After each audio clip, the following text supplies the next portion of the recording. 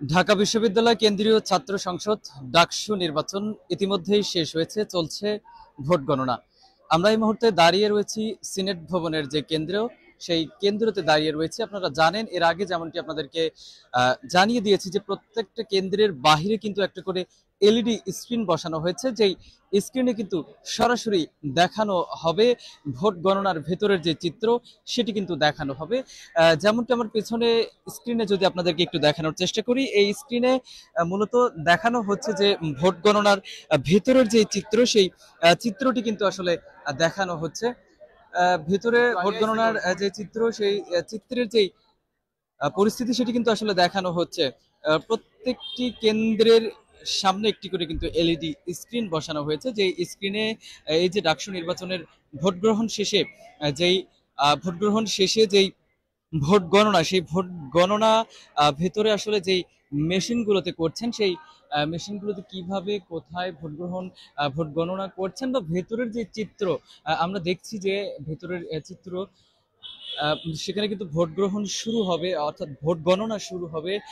এবং এই যে ভোট গণনার পূর্বের যে চিত্র, সেটিও কিন্তু এই এলইডি স্ক্রিনে দেখানো হচ্ছে। আপনাদেরকে একটু যদি দেখানোর চেষ্টা করি, মূলত হয়তো অনেকেই ভেবেছেন যে ভোট কাস্ট যেগুলি, অর্থাৎ ভোট আহ, গণনার যে চিত্র, যে কোন প্রার্থীর মাঝে আসলে কতটি ভোট পড়লো, এটি হয়তো বা স্ক্রিনে আপনারা দেখতে পাবেন না। অনেকেই আমরা দেখেছি যে এই ধারণা নিয়েছিলেন।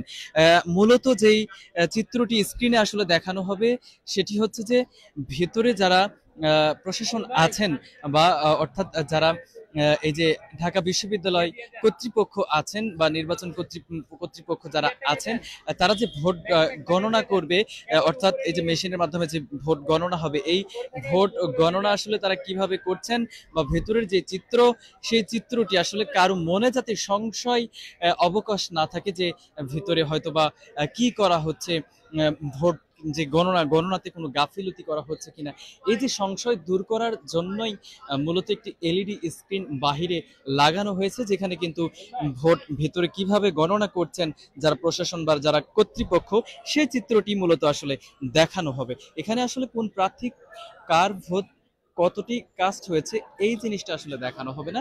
এটি মূলত ভেতরের যে গণনার চিত্র, সেটি দেখানো হবে। তবে গণনার মাঝে আমরা আপনাদেরকে জানিয়ে দিতে পারবো যে এখন পর্যন্ত কোন প্রার্থী কোন কেন্দ্রে এগিয়ে আছে, সেটি আপনাদেরকে জানিয়ে দিতে পারবো।